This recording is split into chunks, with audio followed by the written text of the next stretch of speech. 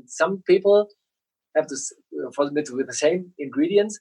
They can cook amazing good stuff. Yes. And others have the same the same things, and it Good luck. tastes bad. And this is my job to bring all the ingredients together for the best sounding bass. Yes. Yeah, that's wonderful. I just want to check in with the folks. Wolf, are you there? Can you check a little bit in the chat? I think you have panelist powers. So if there are some questions. Yeah. Yes. Yeah, here's a question from Ake. How much can the fretboard shrink during many years? Shrink, kleiner werden. Yeah. Some depends on the wood, because ebony. Ebenholz? Yeah, ebony schwinden. What is schwinden? Was heißt es? Kleiner werden? Shrinks less than maple. Oh, interesting. It's every species of the wood have different properties. Yeah. Yeah. And it could be on the most woods. It could be in one direction, maybe 10%. Wow. Of the volume. Yes. Of the volume. Yeah. And so that's why they have to sit so long. Yes. So you have to wait, and it comes smaller every year, a little bit. Yes. And that's what I'm tell you before. You have to wait. Yes. A long time. Yes. It is aging. You can't rush it. Yeah. Thank you. Yeah. To make the wood dry, to put all the water of it. That's easy. That's not a problem. But aging, you have to wait. Wood never stop working. So the humidity and the temperature makes the wood every time moving a little bit, but it comes to be less and less and less, but it never ends. It's never stopped. Yeah. Yeah. You also have a neck through. I don't know if that makes a big difference, but make not a big difference, because wood is a natural material, and some pieces are more sensitive of moving, and other pieces are more stable, and you can't see it before you build a bass or a guitar or whatever on of this wood. It's all the time a little bit surprising. Yes. It's an element of nature. That's true. And some necks are moving a little bit more, and some necks a little bit less. And it's not a question of quality. Yeah. It's nature. Yeah. And when you think about what we expect from a small piece of wood with a lots of power only on one side. Yeah. So we always think it has to be stable, but when you think about how much power on this small piece of wood works all the time, it is it's like a wonder that it's so stiff as it is. True. How much is that in like pounds or kilograms? It's hard to say. It's more on the 6-string, right? Than on the 4-string. It's around about 100 pounds. Wow. Yeah. And more. Yeah. It's really. Yeah. Wolf, if there are questions popping up, please just. Yeah, we have a question from Brian. What is your recommendation for oiling or conditioning of unfinished fingerboards? So, the most way on lighter colors fingerboards like maple, it's better to cover it with a polyurethane or something with a lacquer finish, because of dirtiness. Yeah, after playing the dirt, sweating fingers, and the lighter color woods looks ugly after a while. Even if you clean it, if it's not finished, it goes into the pores again. Yeah.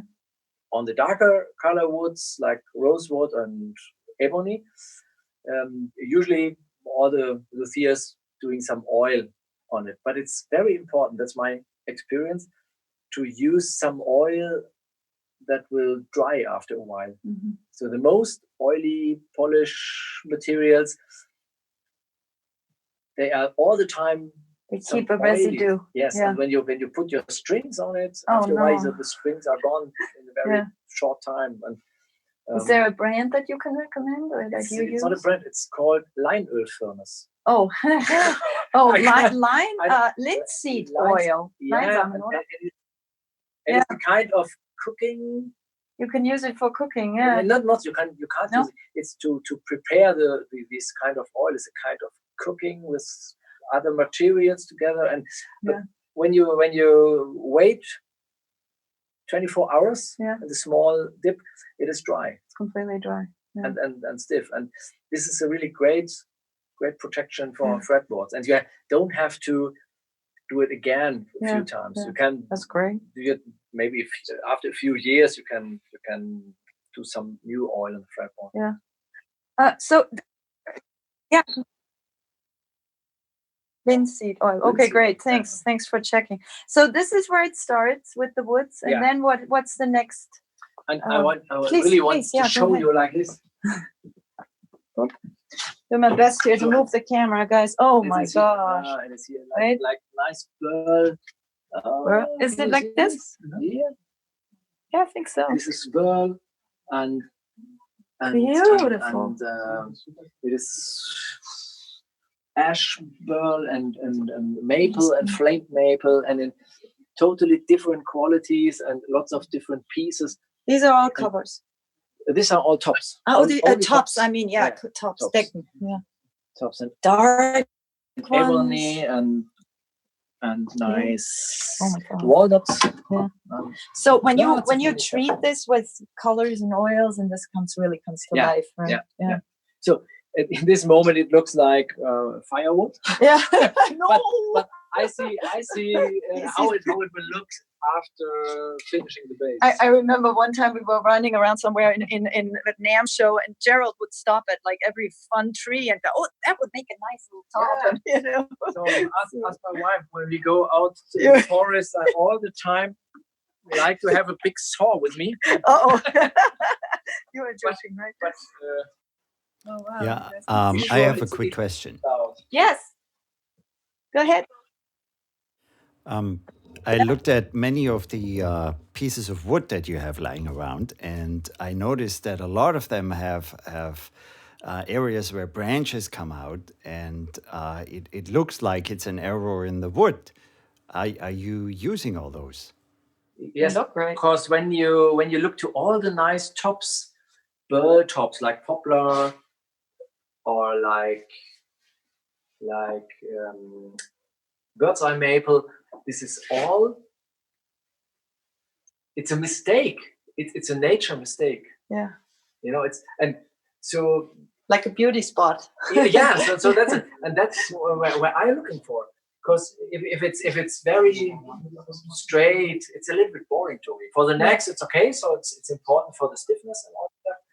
And for bodies, I really prefer these burls, the special look, structures, and all this stuff. Yeah. That's what I like. Wolf, if there are questions, please do read them to us.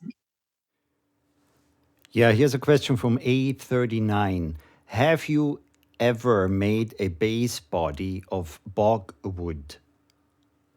Bog wood? Yeah, B-O-G. Thank you. Schweineholz. Pork. Pork, yeah. Pork. Yes. No, it's so heavy. So if that, what I assume that it is pork wood is a little bit greenish, very hard, kind of rosewood, I think so. It is so heavy and so hard to work with it. I don't think that sounds good. It's too stiff. So it I know that it's made. It's used for Lager in Motoren, in Schiffsmotoren als Lager. Ich weiß nicht, was da ist. Parts of power engine, for motors, big, because they right. Okay, so we have some necks here. Yeah. So here's my small machine. This is the next station, right? No, this is where everything where all the dirty woodwork were made. It's very clean here, though. You guys cleaned up very well. We had 30 people to show the workshop last time, so we have to clean it up a little bit. But mostly it's also clean. see, these things I'm scared of, these chainsaws and all, or saw. Big saws. Yeah, big saws. This is made of 1964. Wow. My old baby. And you can hear that in the sound. That it's made from this vintage saw for vintage sound. Every piece, once you cut it on this machine, sounds better. Exactly. Gerald works with all the tricks. And I love these old machines because they are so easy to repair. And I don't have any CNC machine, but the reason is I'm not good in computer stuff. And I'm not good in answering emails. Forgive me that. Sometimes it took 4 weeks. But a good answer takes time. Exactly. Just like wood. It's like wood. Needs to work. So what do you cut? Just you cut the bigger pieces? The bigger pieces, the smaller ones. Okay. We cut the tops. So when you see this here, show this. Oh, so we can put it higher. Don't hurt yourself. So we can cut. Oh wow. Blade. Maybe a whole body. Yes. Like this. Oh so we can cut it in the middle. Yeah. With one single cut. With one adjustment. Yeah. Very dangerous. Yes. Go ahead, Wolf. Are you holding the wood freely with your hand, or are you supporting it somehow so that it's straight? Yes, we do. We do like this. So yes. So and then we can cut it here. But be careful with the fingers. Oh God, yeah. Why? No. Why? Yeah, sometimes it's easy to play with all the fingers in the same. Yeah, exactly. The same length. And so you see all the traditional machine for woodworkers. It's no complicated and special stuff. But so here you cut the bodies, and once the body looks like this, what's next? The next, so we cut also the tops. Okay. Also, we always use built with a book matched top. So we have one piece of wood and cut it in two blanks. Yeah. And so we have the book match. Yeah. And when we glue the body, the tops, we glue the body. The top on the body. So that's clear. It's too late here. Yeah, we've had a long day. I talked the whole day, and I do my mouth a little bit. You're doing great. And also the next. Yeah. Okay, here's another question. Yeah. Kev asks, how thick are the tops typically? So in the end, it has 8 millimeters. Okay, so that's about 1/3 of an inch. But first we cut it in 12 millimeters, and then we plane it, sanded, and 8 millimeters is the end thickness. But it's a different on the contra basis. They have the spruce top, and the spruce top is 15 millimeters because we need it for the shaping. And there is some air space in the contra, right? That's one of the unique things. Maybe we can show the models. I have some contra bases where we build on it, so I can show you how it looks when it's not ready. They're fascinating. Yeah. I'd like to ask, how did you come up with 8 millimeters as your thickness? Was that arbitrary, or did you experiment? Yes, in past I do different thickness and on different materials. So you have to find out how the material, how stiff and how hard or soft the material is.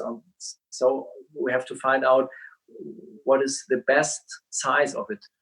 And in the end, the 8 millimeters are great for all our models and for the most wood we use. Yes.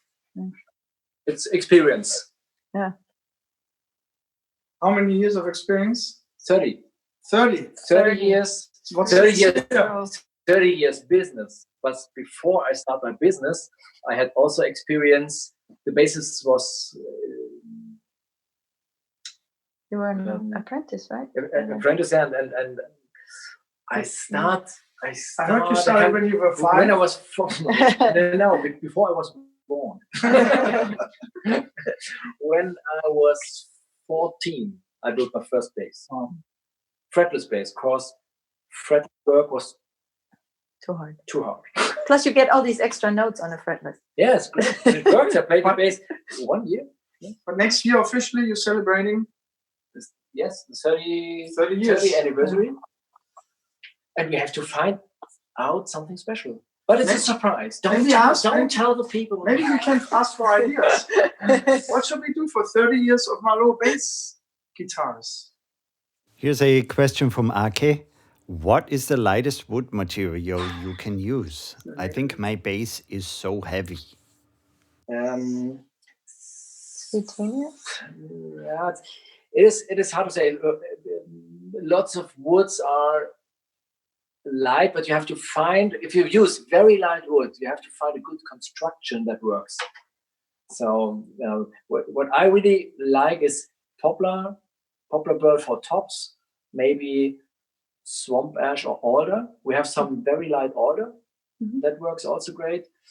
Maple, the regular ash, and walnut are more heavy wood. And poplar, alder, that could be a good choice. But only the body. If you do the neck too light, then it's impact the sound in a bad way. My 6-string, do you remember what wood that was? Because it's so mahogany body with burl, walnut top. It's like a 4-string. Yeah, almost. But mostly our basses, the concert shape maybe it is a small body. It's the 6-string. Okay, 6-string is the biggest one, but the 4-string and the 5-string are more small bodies, and so the Marleaux basses mostly are lighter than other ones. Yes, they are. Yeah. Not all of them, but most. And I prefer light basses. What's the characteristic for bad bass sound? How would it sound? Oh, that's too complicated to explain. What I don't like is when the bass, it's not clear. When you can't hear every single note. So when you play chords and it's only that's possible by using the wrong word. It's one way that could be. So what's the next station now? We've cut bodies and now you have to like neck work. Oh yeah. The next you will see here, it's mostly finished, mostly ready. So all of these every single one of them is for a specific bass, though, right? Yeah. So you don't just make a bunch of necks one day and a bunch of bodies the next, and then put them all together. So we only work by order. So every bass is on order. Yeah. Every bass is in order, and so I know if it's a 4-string, it's what model, what kind of wood, and when you see here all the necks, it's a 5-string. 5-string TU space with an inlay. Oh, that's a nice inlay. And here we have a soprano, small one, maple fretboard, and there's a botan neck.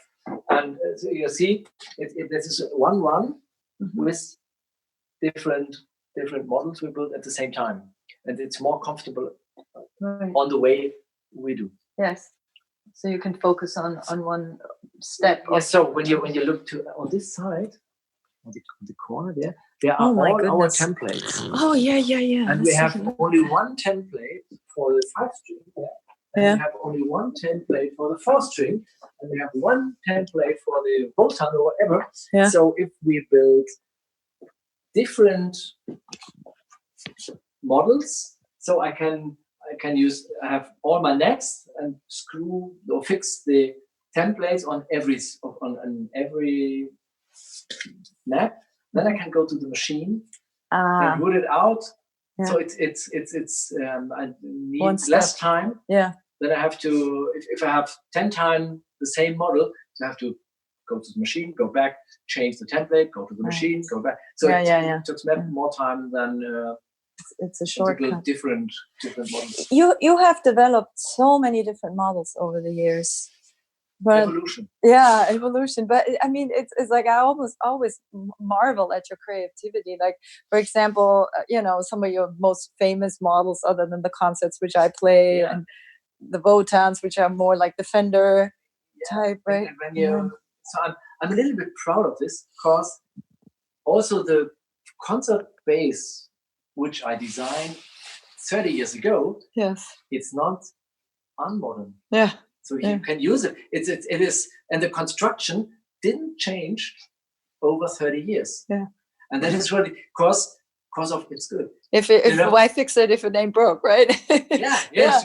Exactly. Yeah. And this is every different model comes up, and we come up with a new model because of questions from musicians, and ideas, and but we don't thought the old models are outdated or anything. It's just because there's so much request. We have so many different models. Yeah. It's so popular that actually there were some companies, Korea, who took the shape. From the concert. So that happens. So it happened a few times. Yeah, if something is good. I mean, they say imitation is flattery. Flattery. But I mean, it just gets the point across that it's a really nice shape. So it's timeless. Yeah, it works good, and so it's. I understand it's a good idea to copy this. It's an honor. It's an honor of the design of my design. So that's okay. What did you do? You walked up to them. It's your design. They cannot use it. But nothing happens. So it's very complicated. It's a complicated thing. And it didn't really look that great, but you could tell that it was from the design. Yeah. So I'm just curious about these pieces that are sitting here. So this is the guy who came up today. Who that's a 6-string for that. Yeah, this is a 6-string for that guy who comes up for today. And so I show him. He could choose between both tops. Yeah. And he decided for this one. Beautiful. I have to write the name on, but I don't know. I don't write the name now, of course. That's absolutely. That's Poplar Burl. What's going to be the color? Is it going to be? When the base is ready, the order is. It's a kind of orange in the middle, orange burst from the middle to black outside. Oh, nice. Yeah, it looks great on this. Yeah. Here's a question from A39NZT. Thanks. Describe the design objectives of the soprano model bass, please. So maybe for the folks who don't know what the soprano is. Soprano bass, yes, good, because soprano bass, it is a fantasy word. It is a soprano bass. It is opposite. So it doesn't make sense. In the first time. You left the 4-string and this 5-string alone overnight. And then you came into the shop and there was this little soprano. It's a funny story about this. So did you like to hear the story about this bass? Because years ago we've tried to find a special gift to our good dealers, and we decided to make a clock in the body shape of the concert. Like a wall clock. But the body size, the real body size was too big, so we make it smaller for the clocks. Because the shape is so distinctive. So we like to put our brand in the office of the shops, and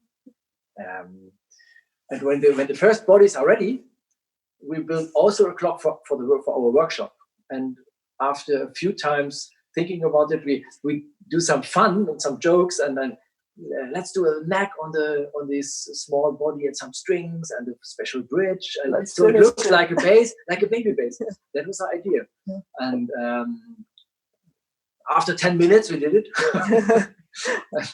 And I was so surprised how good it was. It was really a serious instrument. It's rather complicated though, because you have to get the mechanics and the bridges and the nuts and all of that is special order, we use some guitar tuners on the bass, and the guy who's doing our bridges, he made a special small one, only one, and it works so great with the small strings, and we tune it one octave up, so we have an E, A, D, G 4-string, one octave up. And when you play the bass as a bass player, your bass licks and all the stuff.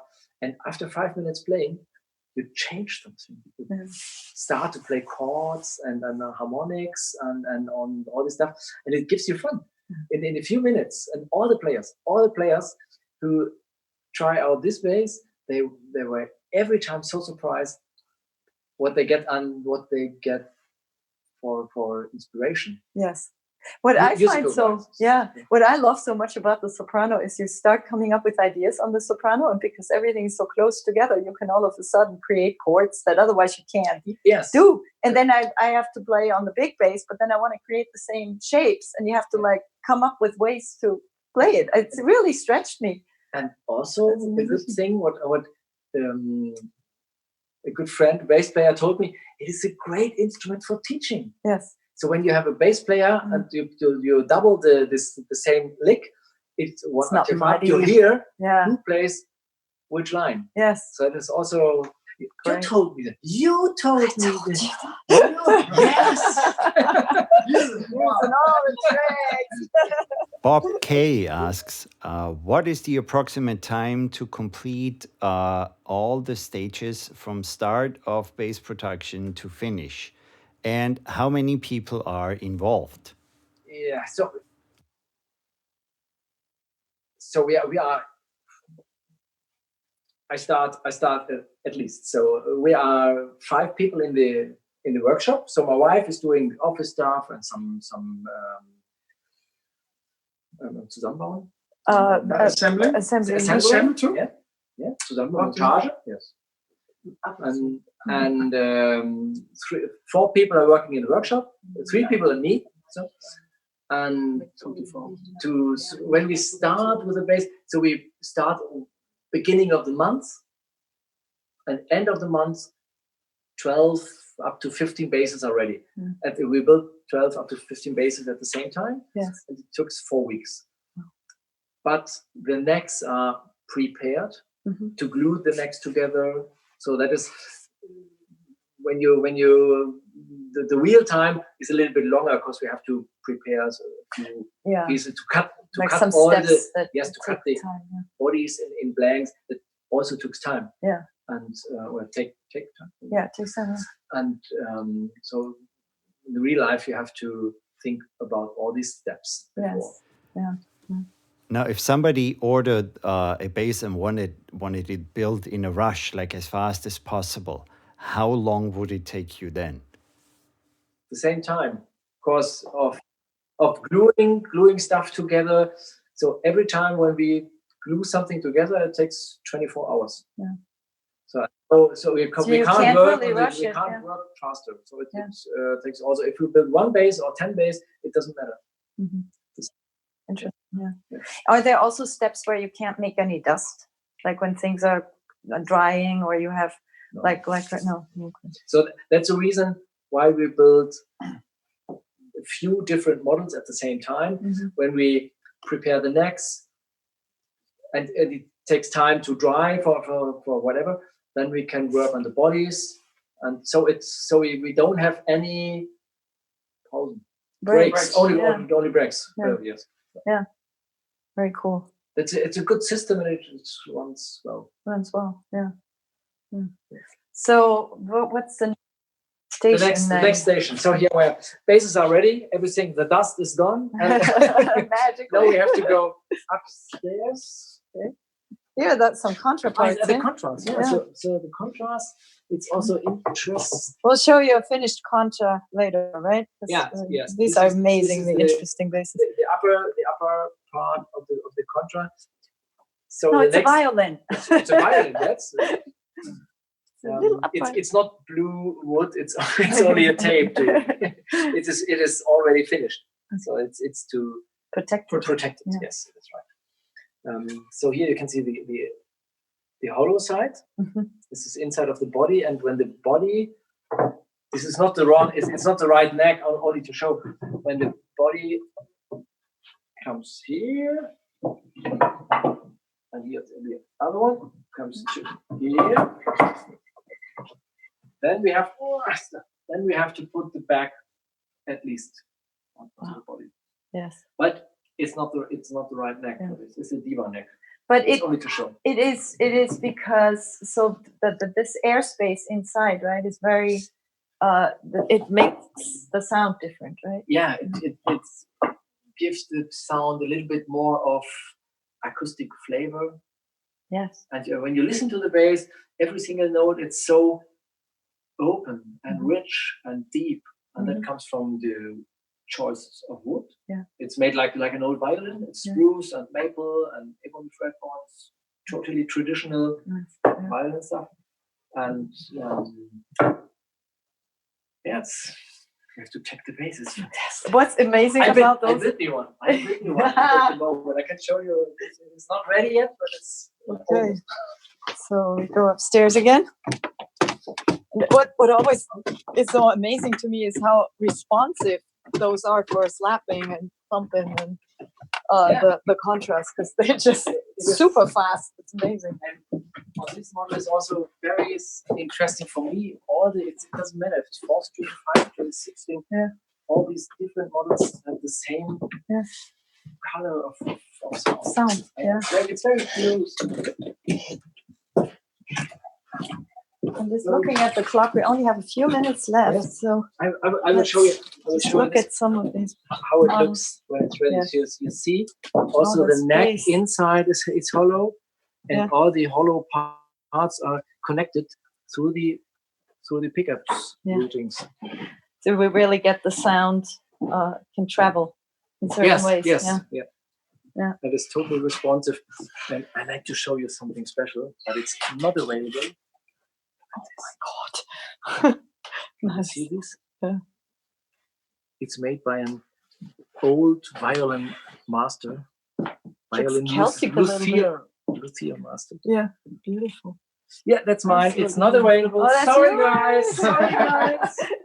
Here's another one, 4-string. Yes. This is ready. Yeah, it's available. Yeah. And I also like the small scratches, and it looks really, really like an old violin. Looks old, yeah. Aged. You hear that's my favorite at the moment. Yeah. Yeah, it is. But all the basses are so great. Let's see the diva. And you won awards, right? Oh, at the best bass NAMM show. Yes, lots of different awards all the time. Yeah, these are incredible. So these are fretless, but it has 26 non-frets, right? Yes, 33. 33 inches. No, 36. Sorry, 36. 36. Yeah. 36 frets. Oh, not frets. Fretless, but they would be frets. Fretless frets. Fretless frets, yeah. And it sounds 3 octaves. Yes, 3 octaves on each string. 6 strings. Many notes to play. Gorgeous. You get extra notes with fretless. Yeah. Lots of notes between them. All the notes. And also, you can see here this. Oh yeah, soprano. This is a soprano. This one sounds amazing. I heard you jam on this earlier today. It's absolutely beautiful. It's not a sound like a guitar, but it's also not sounding like a bass. It's in between somehow, and it's just really beautiful. Like to listen to this? Yeah. Come on. Gerald is also an amazing bass player, folks. Marleaux plays Marleaux. Yeah. You look so huge with this. You should look bigger. I know. It's tuned E.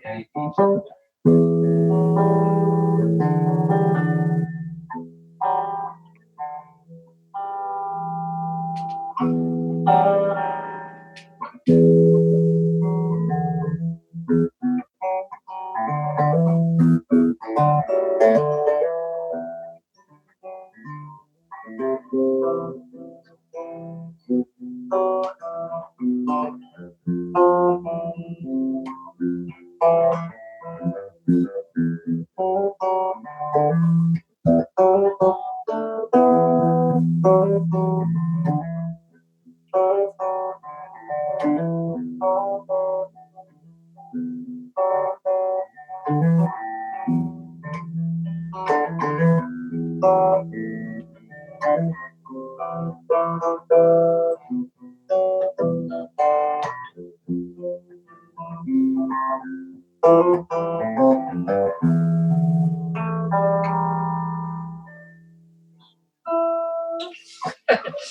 is hard to play because it's so small.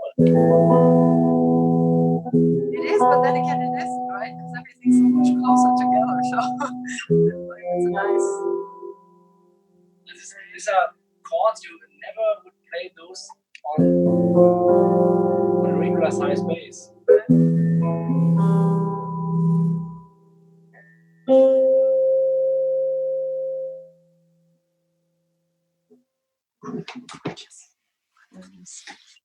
How are we doing with questions, Wolf? Lucas, questions? Yeah, Bob K asks, do you build the pickup components yourself? Are you? The Do you build pickups the and the pickups? electronics, if you do those yourself. Yes, both. We use Delamo pickups, Yeah. and we have our own electronic kits. So there's a guy special made for Marleaux. I'm not the electronic guy, but we have a good guy who build our own electronics. Also, we have our own pickups, but it's not built here in the workshop. Yeah. So we have a guy who built Marleaux pickups. Yeah. And anybody, if somebody wanted to order something with EMGs or Björk Bartolini's or something. It works. We do this, but mostly I prefer the stuff we use because it's the pickups and the electronic and the basses are. It's a whole. It works well together. Yeah, yeah. So after lots of experience, I checked lots of different stuff, and mostly every time I come back to the stuff we used. Yes, yeah. You just know. You start with the sound. Yeah. Again, yeah.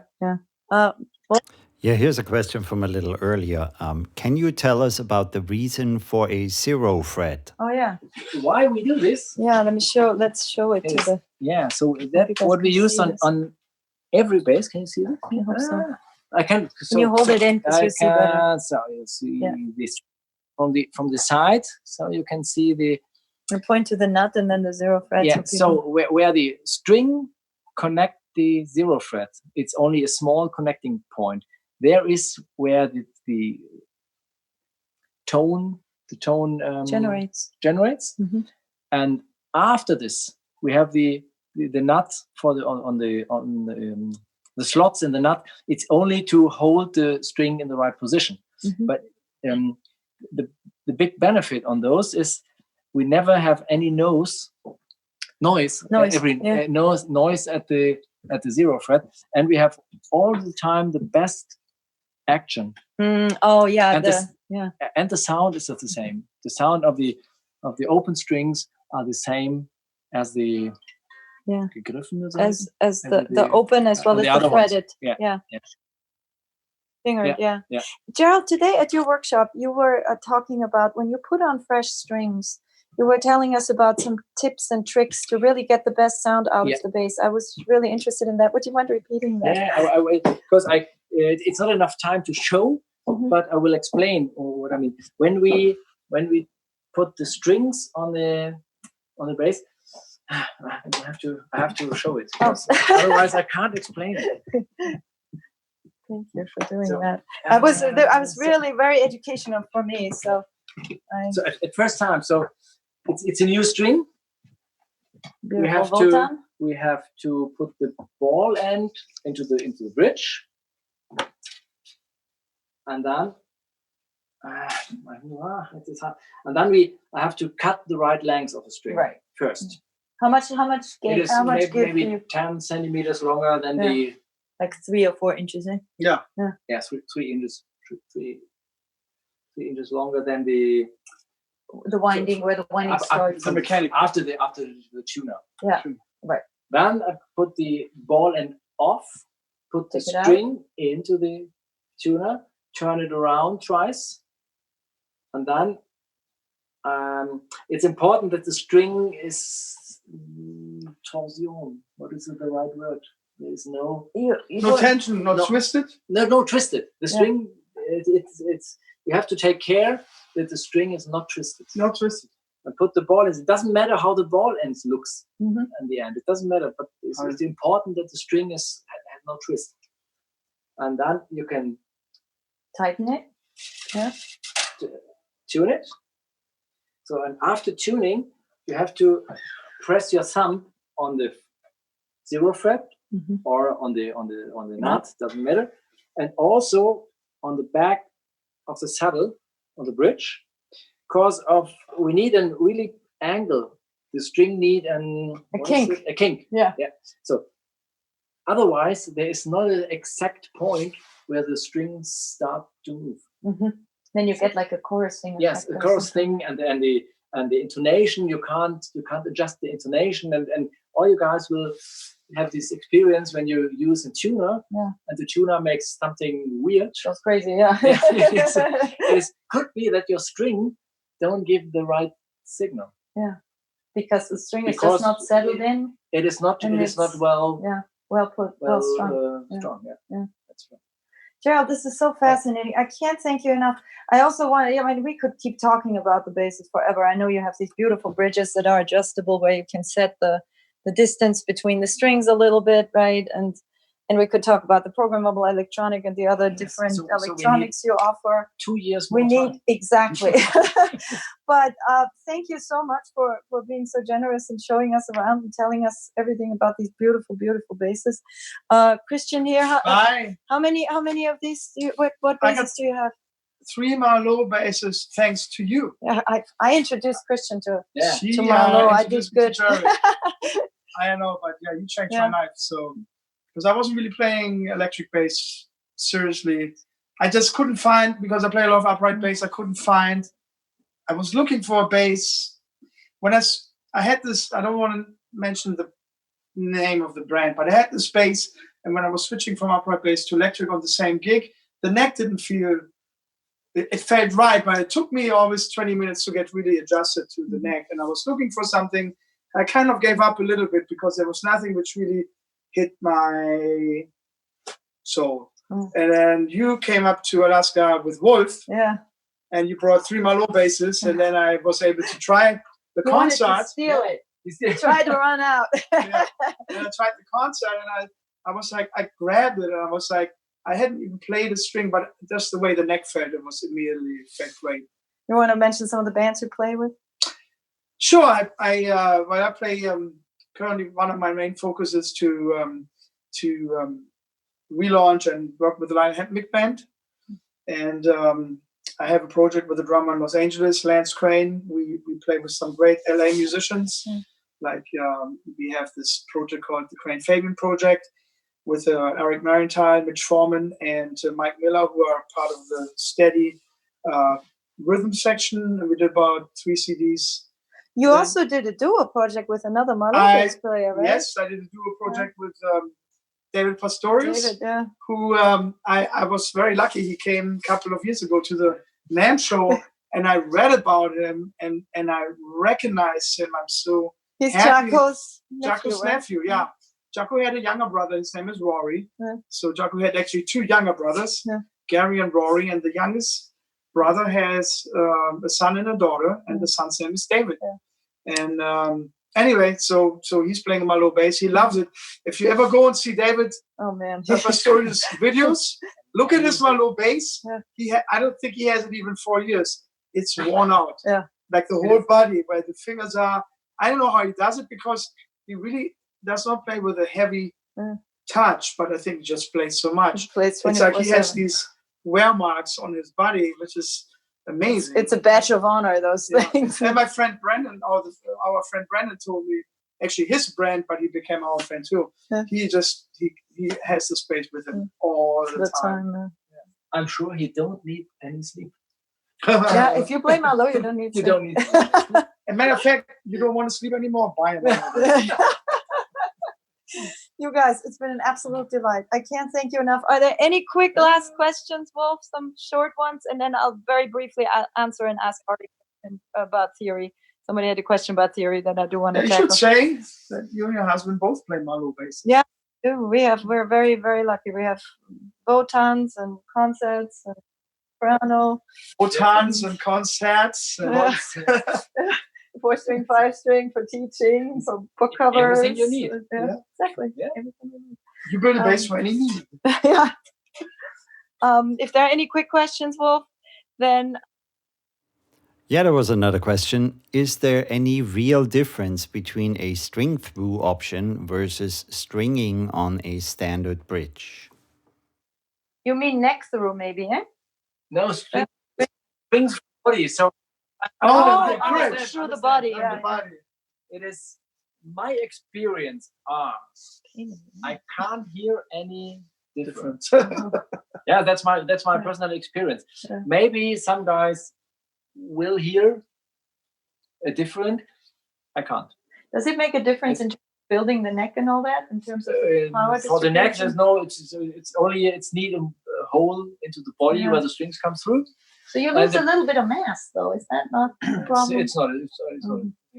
The problem sometimes could be that the regular strings, are not long enough. Oh, definitely. Yeah. Because when the silk on the end is it starts too early, then you can't use the strings. Right. That was my experience, and we did it in past a few times, but there were really no difference. You were also saying when you were talking about today about stringing up the bass that it's important that the winding goes from the top down to the bottom, right? Yes, because you have more angle. Yeah. And you get more tension. More tension, yes. Yeah. Okay. All right. Thanks for your help. Thank you very much, Gerald, for showing us around. And how can people find you? Website? Marleaux? Marleaux? No, I'm kidding. -bass.de. But there's an English version. It's an English version. It's Marleaux-bass.com. That's the English version. Yeah, and you can change the language in German, and then you can try to translate. Exactly. Forgive me for my bad English. I try my best, and I hope you understand what I try to explain. Beautifully. You did beautifully. Thank you, guys, both. And I will just go in here for one quick second. This is the office here. I had one question that I do want to tackle from a student who is currently in module 7. Wolf, did you get that slide for me? Can you read that for us? I am working on module 7 of the theory course. In the combo class, the backing track is a C major chord. You suggest playing the flat 7 and the major second below the C, as well as other intervals. I think I'm a little confused and need some clarification. I had thought that the flat 7 was reserved for minor chords and 5 chords. It seems like the intervals you are suggesting all make up the Mixolydian scale tones that I was under the impression went with 5 chords. I hope you can straighten me out on this. Thanks for all you do. Sure. You're very close. You're very close because the 5 chord doesn't necessarily have to contain the 7. So if I just play a triad, you can still play Mixolydian over it if the context warrants that. And if you have a minor, there's a minor 7 chord. There's also a minor major 7 chord. So if I just give you the triad, it will work to play the 7 over it depending on the context. Yeah, and also the track that we made for this unit is deliberately not containing a 7th. It contains the 6th, but it's a triad and doesn't contain a major or a dominant 7th.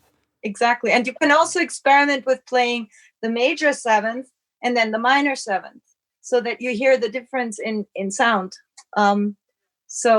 Yeah. And a 5 chord doesn't necessarily have to contain the flat 7. It can just be the triad too, It makes the 5 chord because of the context. Perfect. So I hope that clarifies it. And I'm going to sign off here from Germany. I'm going to sit on a plane tomorrow back to LA. And Wolf, thank you very much for helping me moderate and join in. And again, Marleaux, guys. There's Christian. Bye. I want to thank Heike and Gerald again for helping us out and hosting us out. Bye-bye. Thank you, Gerald. Thank you, Heike.